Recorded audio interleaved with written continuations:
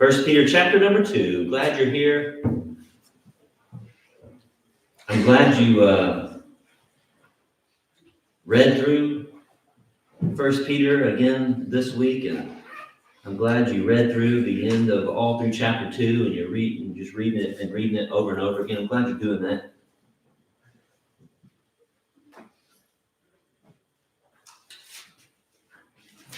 Audio Bible counts, right?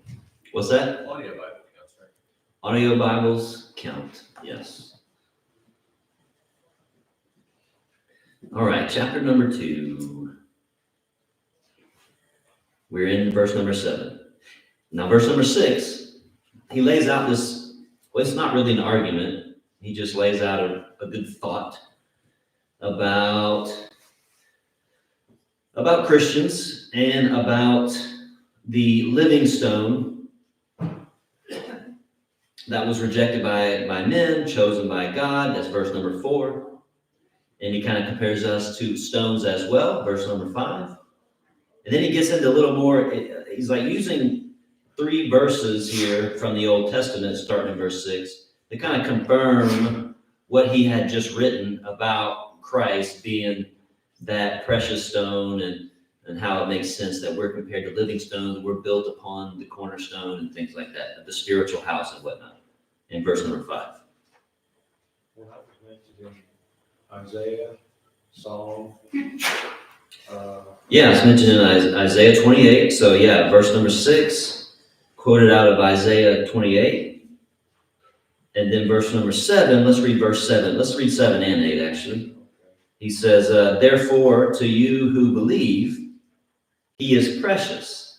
But to those who are disobedient, and then he kind of describes, this is how he is to the disobedient. The stone which the builders rejected has become the chief cornerstone, and a stone of stumbling and a rock of offense.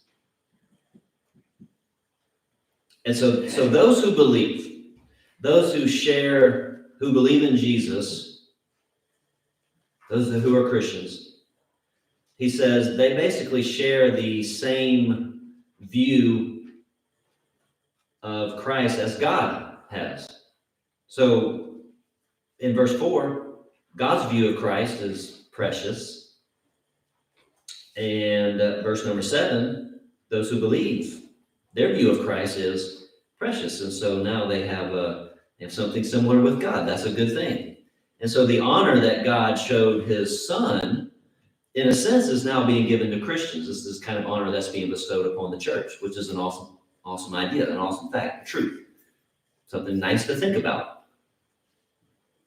I think what he's doing here, the fact that, well, there's a lot I think Peter's doing here, bringing the Old Testament in here, but I think he's showing that the fact that the Old Testament predicted Jesus's rejection by his own people was really further evidence that they were right, that the Christians were right. Like, you're in the right spot. You believe the right things. Christianity, like, this is it. Like, don't doubt it. You're right. Despite so many other people rejecting him, because you still got to think Christianity is still pretty young, right? So we're about 30 plus years removed from the cross. Pretty young faith, pretty young new religion, I guess you could say. And people were probably still calling it a sect of Judaism. Oh, it's just a little offshoot of Judaism, that kind of thing. Of course, Gentiles were just, almost like that weren't being converted. We're just kind of dismissing it as some other, ridiculous belief and some other God out there that they didn't really care about. And so you can imagine that. Okay, doesn't it kind of, like, just outside of religion, maybe you can relate to this in some way, where you believe this thing or you're doing this thing, but like you're the only one doing it. You're the only one saying it. And man, like eventually, don't you think that would wear on a person? Like, well, everybody else is not saying this, and so, like, wow. So the majority, is it? Well, it doesn't really feel good to go against the majority sometimes. You know what I mean? I think it was Mark Twain who said, "Whenever you find yourself on the side of the majority, it's time to pause and think." And there's a lot of truth in that, don't you think? Especially the way I'm using it now. I think it would be. So the majority thought about Christ, about Jesus, who he was, going all the way back to when he actually started preaching, all the way up to this point right now, the majority thought about Christ was wrong. And those who believed in Jesus were right to do so, despite so many people rejecting him. And I think Peter's bringing up the Old Testament saying, look, well, God knew this was going to happen. No, look, he's the cornerstone, and he was rejected. And you're not going to be put to shame. Verse number 6. Now, verse 7 comes out. So this is interesting. Verse 7 comes out of Psalm 118. Doug was saying Isaiah and Psalm. This is the one that comes out of Psalm. It might be good to read Psalm 118 some of the time. You want to read the whole Psalm. And in the Psalm, it's kind of like it's a war. It's about war.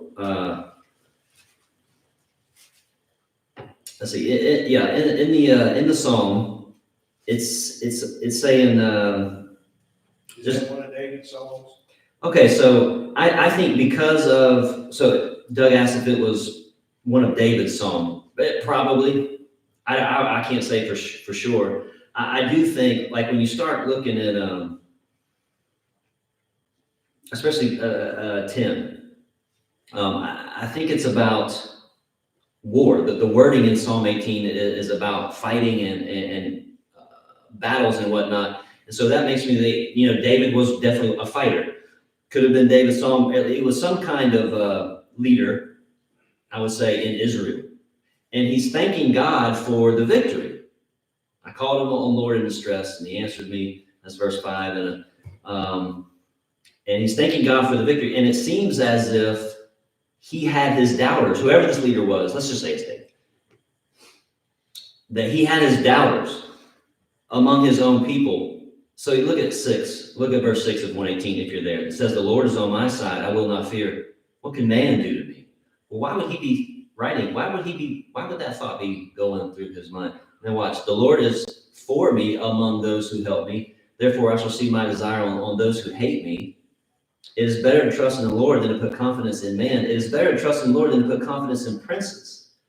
Why would this Israel leader, David, why would David be putting his confidence in princes in other nations that he's warring against? No, I think he's talking about his own people, his own leaders. And maybe they had doubt. That's why he's saying, I'm going to put my trust in the Lord instead of putting it in people that are doubting me and are, in a sense, rejecting me. And then he writes, let's see over in 22 of the Psalm, the stone which the builders rejected has become the chief cornerstone. This was the Lord's doing. It's marvelous in our eyes. This is the day the Lord has made. We will rejoice and be glad in it. And he's talking about himself. He was rejected, but he called on God. God made him the cornerstone. God gave him the victory. Now, what Jesus does in Matthew 21 is take this and applies it to himself. He said, that happened to me. Jesus said, this is happening to me right now, like as I speak. Matthew 21:42. And of course, Jesus had every right to do that, to apply it to himself. And then Peter in Acts 4 does the same thing. He applies it to Jesus, not to himself. He applies it to Jesus. Which is pretty interesting to note. If I've got Psalm 118 right, then that makes good sense. But this is the first point about the non-believer. So the non-believer the disobedient, verse number 7. So there's something going on between the disobedient, the non-believer, and this stone. Number one the thing is that they have never stopped God's plan, and they never will stop God's plan. Yeah, they rejected him, but so what? What did that do? Did that stop the cross? Did that stop salvation? Nope. It actually made him the chief cornerstone of the church. And the second point is in verse 8, which says a stone is stumbling and a rock of offense. And so not only can non-believers not stop God's plan with Christianity, they are going to stumble at Christ if they continue to not believe.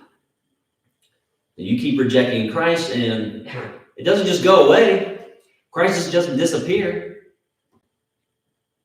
No, you're gonna trip over him, so to speak. You're gonna stumble, which means what? Huh? Yeah, you're gonna fall. You're gonna be lost. So reject Christ all you want to, and they can do that, and they're gonna do that, and they're still doing it today. People are. But it doesn't make Christianity go away. It doesn't make the Bible go away. It doesn't make truth go away. It's kind of like there's the pothole on your road, on your street. Ain't gonna go away because you wish it away, or you just ignore it. It's not gonna go away. It's still gonna be there, and you're still gonna put over it every time you go by it. You ain't looking for it. So despite the rejection of Christ, God's redemptive plan was still carried out. And there was going to be many people who were going to build upon the stone. And there were going to be many more people who would reject the stone. And therefore they would stumble on it and be lost. I think this is similar to, so Paul writes 1 Corinthians 1:18. He says, for the message of the cross is foolishness to those who are perishing, which would be the same thing as, I would say, stumbling, and just trying to match it to what we're talking about. To those who are stumbling, yeah, the cross is dumb, it's wrong. But to us who are being saved, it is the power of God. So this is the kind of same idea here.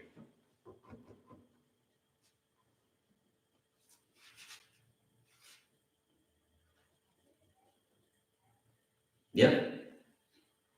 Yeah. Agree. All right, cool.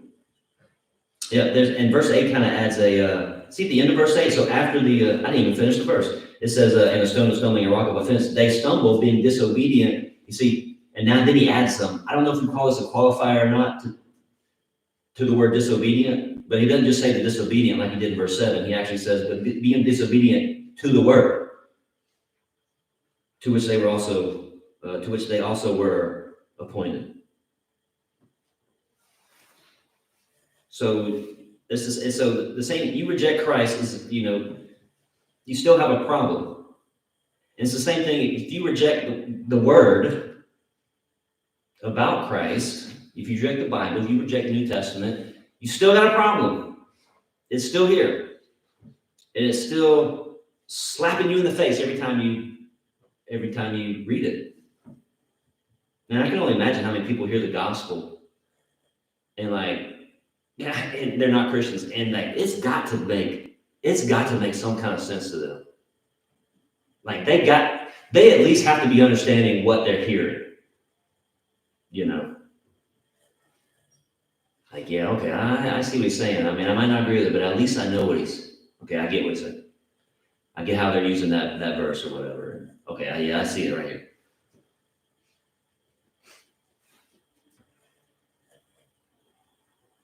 And I can only imagine how many people fight against that. Fight against that. And they should have obeyed the gospel a long time ago. But for whatever reason, they don't. But anyways, it's still there. Screaming at them to obey the gospel. Before I go on, any comments?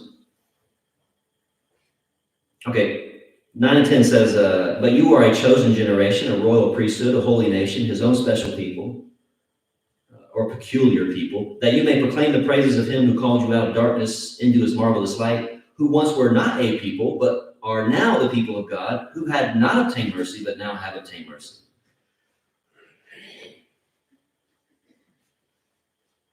So Christians, that is those who refuse to stumble over the cornerstone that the majority of Jews did, they are God's people now. They're God's people now.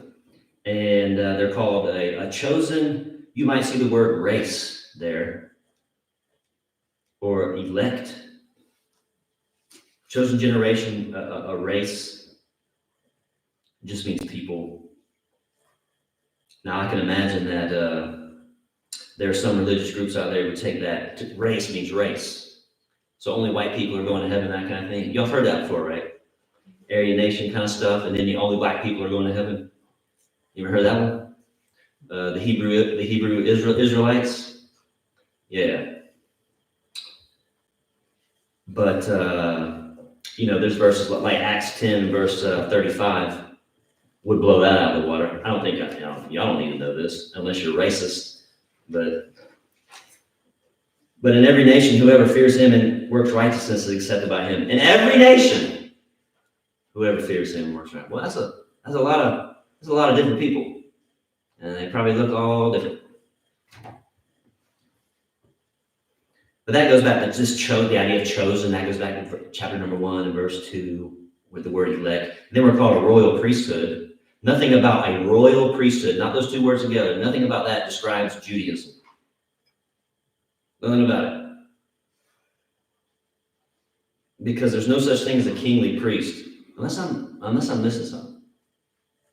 There's no such thing as a kingly priest under the old law. Kings came from Judah, and priests came from Levi, and that's how it was.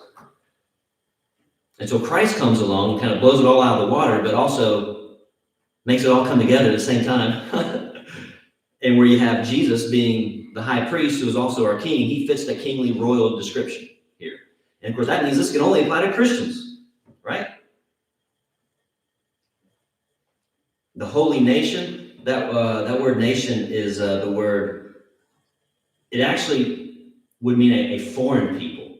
So a nation, it's the word ethnos, and it can mean race or tribe, but it especially talks about one that is foreign, like another nation that's not your nation kind of thing. Non-Jewish people. And so as you're going through obviously Peter is pulling things out of the Old Testament just very, very, very subtly, right in your face in 6, 7, and 8, but here is subtly. And where he's referring to the church as an antitype of Old Testament Israel. Because we would say, well, Israel was all those things, well, sort of a royal priesthood, but not in the sense when you add Christ into it. But they were chosen, they were royal in a sense, and they were priestly in a sense, and then they were a holy nation and his own special people. But now that's the church. So they were kind of foreshadowing the church, where everybody was going to be involved. And then the emphasis on the last little part of that, his own, the word own, special. God's own, a people for his own possession, I think the ASV translates it. Maybe, is that where King James uses peculiar? His own special people, right? Is that right? You see peculiar people. Well, that doesn't mean, so that's a weird word, don't you think? How you think of peculiar? Okay, well, I mean, you think peculiar? Because we're different. Yeah. You should be able to look at us and tell that we're different. Actions and words. Yeah, okay. Well, you're a little older than me, so maybe you got you're remembering. You're looking at the word differently. I've always thought peculiar is just like weird. That's the way I defined it. Is anybody else with me on that? Yeah. Okay. Special in a bad way. Special in a bad way. Yeah, I was like, man, that's weird. That's peculiar. I wouldn't use that word. That's the way But that's- I've always looked at it. Okay. Just recently. Yeah, and you're way older than me, so how's that work? Couple of 3 times.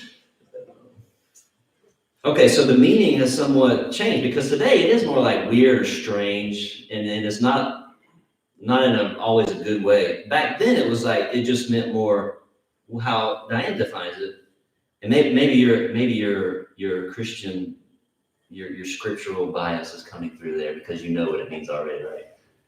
But here it means, this word means, and this is why you don't see peculiar in other translations. You see, like I have New King James says special. And so it means like belonging to a group.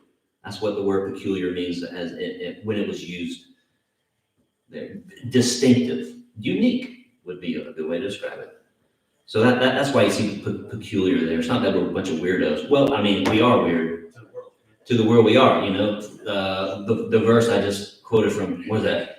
1 Corinthians 1. It's foolish. We're a bunch of fools. We're morons over here worshiping on Sundays. Okay. But all this is a good thing. This is wonderful. Because he called us out of darkness into his marvelous light, and that's great. So you see that dark light contrast there, which we're getting a lot of in Isaiah. And the purpose of all of this is really the purpose of the church is that so we can proclaim his praises, proclaim the praises of him. Glorify God. That's the purpose. That's the purpose. Glorify God. Now, verse 10 is probably quoting Hosea, chapter 2, verse 23. You can see Hosea 2:23. Your footnotes might have it in there. It's not exact, though. It's definitely not exact. But I wanted to bring up that Peter is probably quoting Hosea 2:23, and Paul definitely quotes it in Romans 9. And so, guess what Paul and Peter preached? The same gospel. And if y'all been in class for some time, y'all should know why I'm bringing that up. They're pretty similar. Peter and Paul, they had similar teachings because they were preaching the same thing.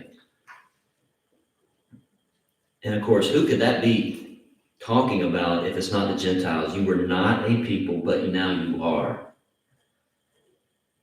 If it's still Israel, then they were always Israel. That doesn't make sense. You didn't have mercy, but now you have obtained mercy. Yeah, so this is the church. Okay, any comments before we get to 11? Before we get to the good stuff? No comments? I was just thinking about Melchizedek, and I don't know the comment other than when you talk about royal priesthood. Yeah, okay, so Melchizedek was different, right? Jews would have known about him. Yeah, they sure would have. And he came before the law of Moses, before the Levites were split up and all. He came before all that. But yeah, I think he's specific. And we talked a little bit about this, I think, when we went through Hebrews 7, where Melchizedek is mentioned. It is Hebrews 7, right? Yes. And man, I think he's there. He is brought up in the Bible narrative just to show us Christ, just to relate him to Christ. And I think that's why he's in there. Because boy, maybe I said this when we were talking about him, but well, I would love to know a whole lot more about him, but we don't have a whole lot about Melchizedek. It's just one little incident with Abraham, and then boom, he pops up in the Hebrews, and then bye, see you. Without beginning and end and all that. I don't want to get into that. We talked about that, but okay. So now, all right. Now, before we get to 11, just remember the overall context. This is you suffering for Christ's sake. Pretty much, that's the overall context of the whole letter. Suffering for Christ's sake. And this is really, if you're not really picking up on that yet, I mean, it's coming out, and we've already seen a little bit of it. But by the end of the letter, you'll be okay, that makes sense. At least you're gonna go. That's one of the things of it. That's all I'm really going for. Just get you on that one. But this section right here, especially in verse 13, so 11 and 12 kind of introduce this, but this is about submitting ourselves and having respect for authority. Which, in another lesson, that's something that we got a big problem with, I think. So we're gonna get, so 11 and 12 kind of serving as like a general introduction to it. Then it's gonna talk about submitting to civil authority, and then submitting as servants, and then it's gonna talk about Christ's submission, the submission of Christ. And all three of those things do contribute to Christians being different, being that chosen generation, that everything that is in verse 9, and set apart as holy, chapter 1:15. All right, well, that said, 11 and 12 says, "Beloved, I beg you as sojourners and pilgrims," you might see the word aliens, and maybe even another word there, "abstain from fleshly lusts which war against the soul, having your conduct," here we go, here's the set, having your conduct honorable among the Gentiles, that when they speak against you as evildoers, they may, by your good works, which they observe, glorify God in the day of visitation.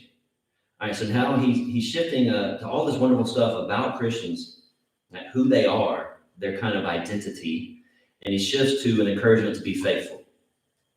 And this is because their behavior, our behavior in the world is extremely important, because by our behavior, by the way we live and the way we act, the way we conduct ourselves, we can glorify God by that. And if you don't like that, how else are you going to do it? Come up with another way that you can glorify God other than your conduct, wherever you find yourself. Come up with a way that's better than your behavior. I think that'd be kind of hard to do.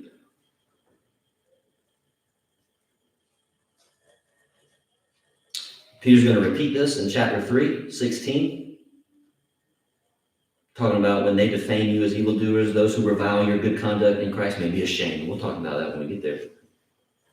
Okay, so we're finally getting a little bit of detail about the trials that they were going through. So remember first one, chapter 1 and 6. If needed, you have been grieved by various trials, the genuineness of your faith, though it is tested by fire.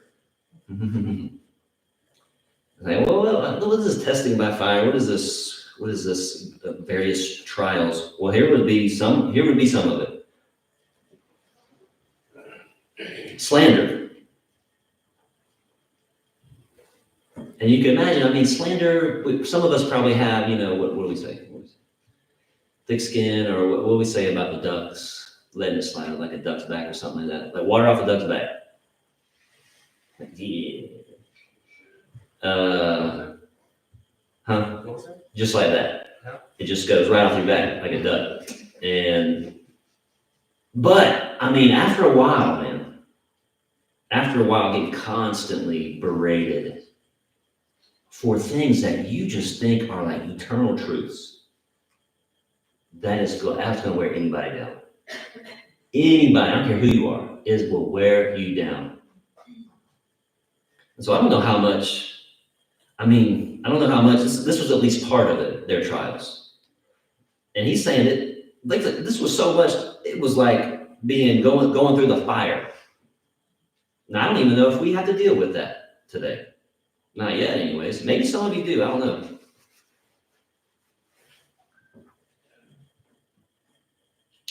So the slander is really just like that comes with the territory, we say. You just expect that. Expect people to kind of raise an eyebrow at you when you maybe do this thing or not do this thing because of your convictions about the faith in Christ. That's to be expected. But Peter wanted to make sure that nothing that would ever be said against them was actually true. Because then we got a problem. And so if they lived faithful lives, any remark that would come against them would never stick. It's the rubber thing, right? What? I'm rubber, you're glue kind of thing. Bounce off me and stick to you. But it would just bounce off. Boom. You throw something negative at me, boom, it just bounces off. That's kind of the idea. Like you got to make sure like it's not true about you. And so he's telling us, and this is, I can't stress this, how important this is today, is that we've got to develop reputations no matter where we are, where we don't ever have to speak a word to defend ourselves. That would be nice. Ideally, we live in such a way where we don't have to defend ourselves. Our reputation does it for us. And if you can't say that about you, if you know that your reputation would just not do that, not fire one shot in your defense, then, reputations are hard to build back, but you got to start somewhere,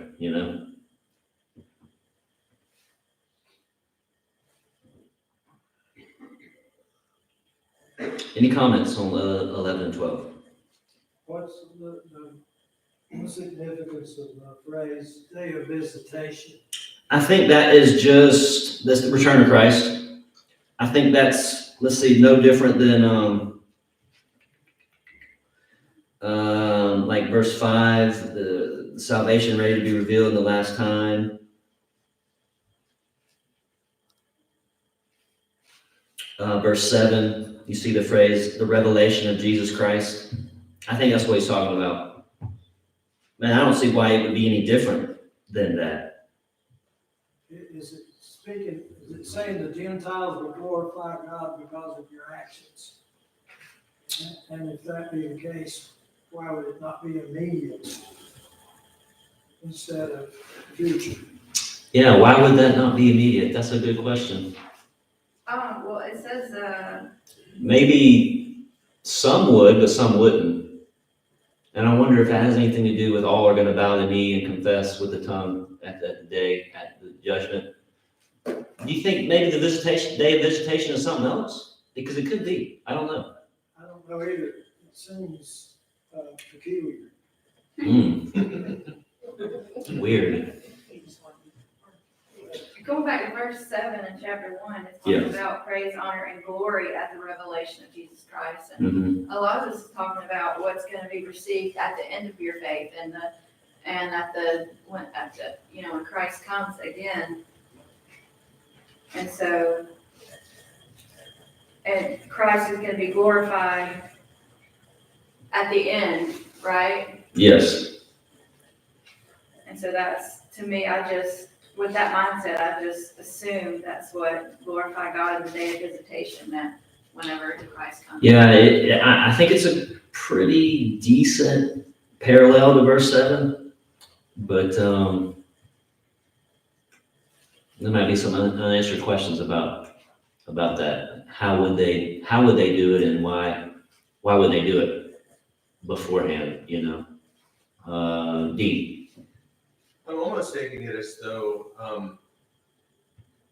it's the fact of them turning to Christ, and on the day of visitation, they're glorifying Him with their. Okay, so it is immediate. Saved people. So you would say that. Okay, that makes it may sense. not be immediate, but maybe they come around. Yeah. And they convert to Christ, so that in the day of visitation, that the return of Christ, they will also be joining in with Christians in glorifying God. Yeah, just like the thief on the cross who had been speaking all sorts of harsh words against Jesus, and then he changed his mind. Yeah, he sure did. And on that day, he will glorify. That's true. Yeah. Well, that's a good thought. Does that make sense? Yeah. Is that fit? I think that, you don't won by your good works. Yeah. Just like. Well, Gary can live with that. But if it's not, I would like to hear though. If it's not, if the day of visitation is something else, I have an idea of what it would be. I don't want to introduce that because I don't want to go down that. Which I don't think it is. So I don't even want to bring that up. But if you think it's something else, say. You think of something else? Y'all think of something else? Other than the day of judgment? Day of visitation? Anybody? Anybody at all? Anybody?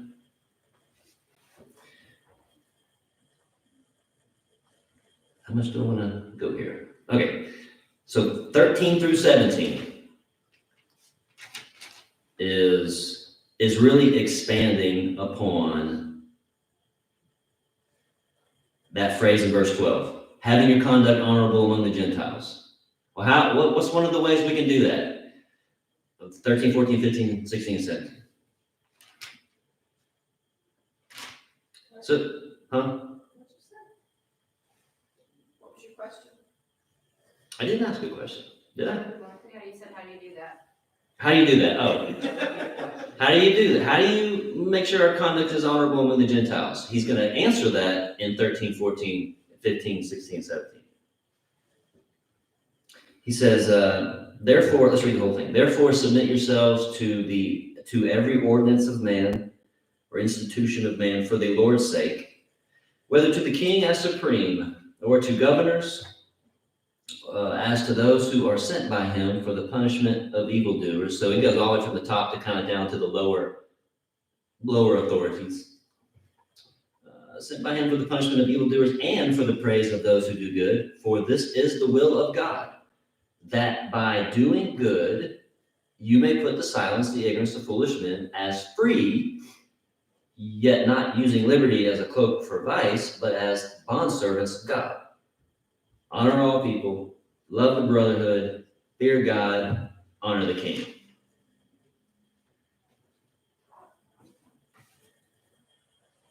Okay? So now he's writing about, he focused a lot so far about how Christians ought to be living among each other and treating each other. And now he's kind of writing about how Christians should be living in relation to the world, to non-Christians. And the summary of the passage, and we'll stop here, is that Christians should live above reproach. We've kind of already talked about that a little bit. Christians are to live above reproach. Now, we'll get into kind of the relationship, the sticky relationship between the Christian and the government. Really what this is kind of boiling down to. And I just cannot wait to hear your thoughts on that. All right. I'm serious. I can't wait. I would love to. I can't wait. All right. See you next time. See ya.